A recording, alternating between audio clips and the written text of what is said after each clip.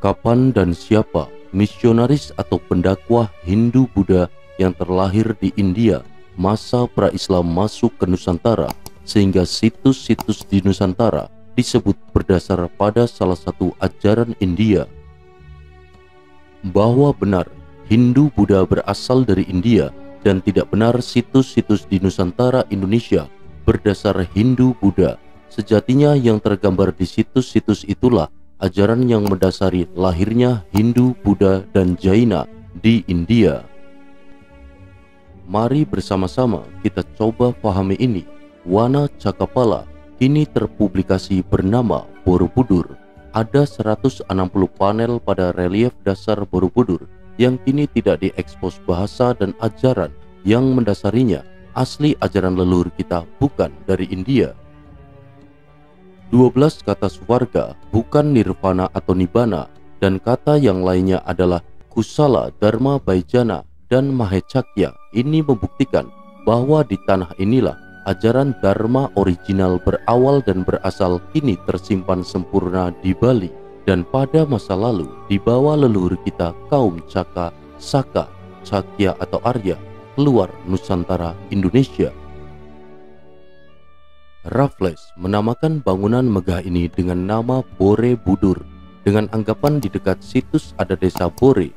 Faktanya tidak ada desa yang bernama Bore. Budur dalam bahasa Jawa bisa diartikan purba, dan arti budur atau bidur dalam bahasa Jawa itu adalah bisul. Johannes Gisbertus Kasparis, filolog Belanda, menulis dalam disertasinya pada tahun 1954. Beliau memperkirakan pembangunan Candi Borobudur pada sekitar tahun 824 Masehi. Ini adalah perkiraan, bukan hasil kesimpulan berdasar penelitian ilmiah akademis. Lalu kitab-kitab yang katanya mendasari desain rancang bangunan ini adalah Silpa Sastra dan Vastu Sastra dari India. Faktanya, semua kitab-kitab itu baru ada pada abad ke-5 Masehi. Bangunan megah ini sudah ada sebelumnya.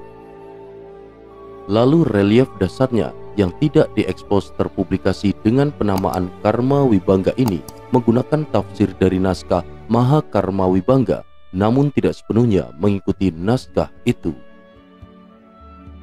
Lalu apakah Borobudur terpublikasi berdasar Mahayana India? Benarkah? Para peziarah Tiongkok dari Fahyen pada tahun 399 hingga 414 Masehi sampai Ising pada tahun 671 hingga 695 Masehi datang ke Nusantara terdahulu untuk belajar, bukan membawa Buddhisme dari negaranya disebarkan di sini, dan Palembang bukan pusat Buddhisme pada masa lalu. Jangan salah kaprah, apalagi ikut mempublikasikannya. Penggalian yang paling penting oleh para sarjana Buddhis Indonesia adalah konsep ketuhanan dalam Buddhisme yang diadopsi dari berbagai penelitian teks-teks kuno dalam buku Sangyang Kamahayanikan, ajaran leluhur bangsa Indonesia, yaitu konsep Yang Widitunggal, dan atas dasar salah satu inilah negara memasukkan Buddha menjadi salah satu agama resmi negara.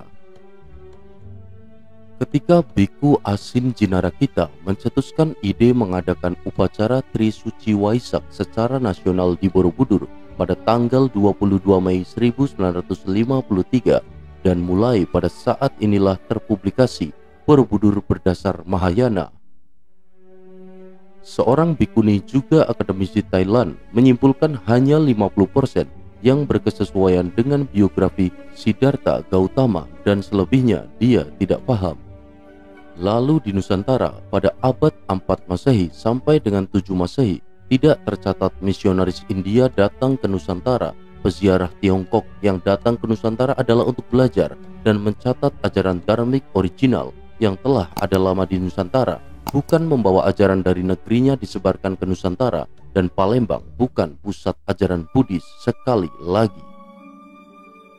Peziarah Tiongkok yang datang ke Nusantara untuk belajar dan mencatat ajaran dari Nusantara yang dibawa ke negerinya, Fahuan 337 hingga 422 Masehi.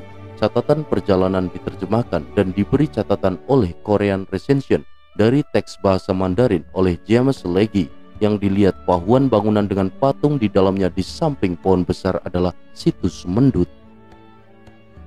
Lalu pada tahun 399 hingga 414 Masehi, Fahuan dalam perjalanan di Swarna Dwipa mencatat mengikuti sungai Punai adalah sungai Panai atau Kampar, di tempat di mana para pelajar pernah tinggal di situ dan melakukan gerakan berjalan berputar mengelilingi tope atau stupa. Juga 4 guru duduk di 4 sudut. Di tempat inilah menara telah didirikan Pradaksina Prasawiya Tawaf di Muara Takus. Lalu Sung Yun 518 hingga 521 Masehi mencatat adanya kekuasaan yang disebutnya Saka Satrapas. Dari identifikasi koin diduga telah ada sekitar tahun 225 Masehi dengan gambar tope atau stupa Muara Takus. Dan lebih lanjut, pada tahun 602 hingga 664 Masehi, Hyun Sang mencatat apa yang dilihatnya di Swarna Dwipa. Di sampingnya ada stupa yang dibangun oleh raja sekitar 200 kaki tingginya. Di dekat ini ada tanda di mana Tathagata berjalan ke sana kemari. Dan selanjutnya lagi, Huining pada tahun 664 Masehi hingga 667 Masehi melakukan perjalanannya selama 3 tahun di Pulau Jawa untuk menerjemahkan sebuah sutra tentang pemahaman kehidupan setelah kematian di Nusantara ini bernama Suvarga. Penerjemahan dibantu seorang pakar Jawa yang bernama Jenana Badra. Suvarga bukanlah nirwana. Lalu Ising atau Yijing pada tahun 671 hingga 695 Masehi, pengelana asal Tiongkok yang datang ke Nusantara 3 kali berangkat dari Guangzhou, berlayar 20 hari selama 10 tahun di Sriwijaya 685 hingga 695 Masehi. Ia tinggal selama 6 bulan di Sriwijaya, 2 bulan di Malayu untuk belajar. Di Swarna Dwipa Nusantara pada masa yang lebih tua lagi, jauh sebelum zaman Veda 6500 sebelum Masehi, telah ada ajaran yang dianut yaitu Dharma, ajaran asli Nusantara kaum Saka nenek moyang kita. Disinilah sumber awal ajaran dharmik original. Kemudian pada era setelahnya tercatat para tokoh pelopornya. Kri Janayasa abad 6 Masehi. Mereka putra Nusantara pelopor dharmik original yang landmark di Muotakui, kini terpublikasi sebagai Muara Takus, adalah pusat peradaban maju sebelum 78 Masehi yang membangun situs-situs di Nusantara, juga Nalanda di Bihar, India, dan kemudian di hari bernama Sriwijaya dengan tokohnya Sailendra. Hinduisme adalah peleburan atau sintetis dari berbagai tradisi dan kebudayaan di India. Sintesis muncul sekitar tahun 500 hingga 200 sebelum Masehi di India dengan pangkal yang beragam dan tanpa tokoh pendiri tumbuh berdampingan dengan Buddhisme hingga pada abad ke-8. Dari India Utara, sintesis Hindu ini tersebar ke selatan, dan pada akhir abad ke-18, Hindu menjadi istilah pandanan bagi orang India yang bukan Muslim, bukan Sikh, bukan Jaina, bukan Kristen, bukan Buddha, mencakup berbagai penganut dan pelaksana kepercayaan tradisional yang berbeda-beda. Artinya istilah Hindu itu sebagai antonim terhadap keyakinan lain. Kemudian kata Hindu dengan tambahan akhiran isme ditambahkan sekitar tahun 1830-an untuk merujuk pada kebudayaan dan agama. Istilah tersebut diterima oleh orang India sendiri dalam hal membangun jati diri bangsa untuk menentang kolonialisme. Hindu sebagai tempat berhimpunnya aneka tradisi yang koheren dan independen didukung oleh sanskritisasi pada abad ke-19 di bawah dominasi kolonialisme barat serta Indologi, dan mulai saat ini istilah Hinduisme dipakai secara luas. Dan singkatnya, di India sebelum abad 9 Masehi lahir satu ajaran formal bernama diakui di India juga untuk membedakan bukan dua agama yang lahir pada abad 5 sebelum Masehi, Buddha, Jaina, juga bukan Islam dengan berbasis pada Veda. Lalu pangkal dari Hinduisme adalah Brahmanisme, ajaran Weda kuno atau berbasis Vedic yang dibawa kaum Saka, Cakya, Caka atau Arya. Artinya pemahaman ini dibawa oleh pendatang bangsa asli India bernama Dravida. Mari bersama-sama coba kita pahami sekali lagi, mereka di atas bukan Hindu atau Buddha, tapi yang diajarkan mendasari lahirnya Hindu Buddha Jaina di India. Setelah Veda dituliskan dan tokoh sebelum Veda dituliskan tidak tercatat, bahwa Arya bukanlah penghuni pertama India dan peradaban Harappa Dravida ada jauh sebelum kedatangan mereka. Ini berarti bahwa bangsa Arya atau budaya Veda bukanlah sumber tunggal awal peradaban di India, bahwa sumbernya berasal dari tempat lain. Perubahan tersebut terjadi karena bangsa Arya melakukan integrasi kebudayaan dengan bangsa asli India Dravida, dan selanjutnya integrasi ini melahirkan 3 agama India. Bangsa Arya setelahnya mulai menulis kitab-kitab suci Weda.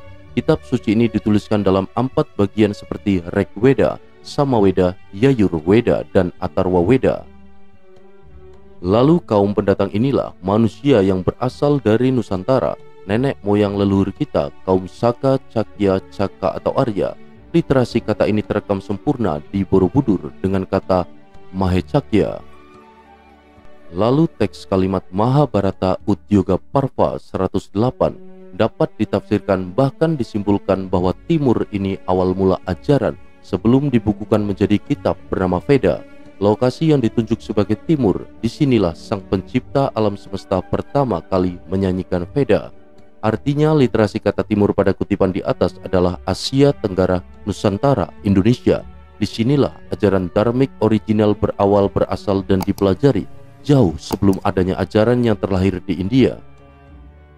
Jadi, pangkal dari Hinduisme adalah Brahmanisme, ajaran Weda kuno atau berbasis Vedic yang dibawa kaum Saka, Cakya, Caka atau Arya. Literasi teks kata Cakya tertera di relief dasar Borobudur. Ini tidak dapat dilihat karena ditutup, bukan karena alasan teknis karena mau runtuh atau setelahnya dipublikasikan ada relief porno. Caka adalah kaum leluhur Nusantara, tertulis pada relief dasar Wana Cakapala atau Borobudur dengan teks literasi kata Mahecakya, bangsa Cakya, Sakya, Saka atau Arya yang agung. Kaum Caka sudah ada lebih dahulu jauh 78 Masehi dari saat menaklukkan Raja Salivahana, India. Angka tahun 78 Masehi ini yang disalah tafsirkan untuk menghitung awal tahun Saka pada prasasti. Berbagai praktik budaya baru seperti ritual pengorbanan yang semuanya membentuk dasar budaya Hindu atau Veda. Awal dasarnya adalah ajaran leluhur kita dharmik adalah Dharma, Dhamma, Damu, terekam pada literasi kata Kusala Dharma Baijana di figura dasar relief Borobudur. Jadi benar, Hindu Buddha berasal dari India dan tidak benar situs-situs di Nusantara Indonesia berdasar Hindu Buddha dari India. Ajaran yang tersimpan sempurna pada budaya Bali dan tergambar di situs-situs itulah ajaran yang mendasari lahirnya Hindu, Buddha, dan Jaina dibawa oleh kaum Caka, Saka, Cakya atau Arya, leluhur kita keluar Nusantara Indonesia.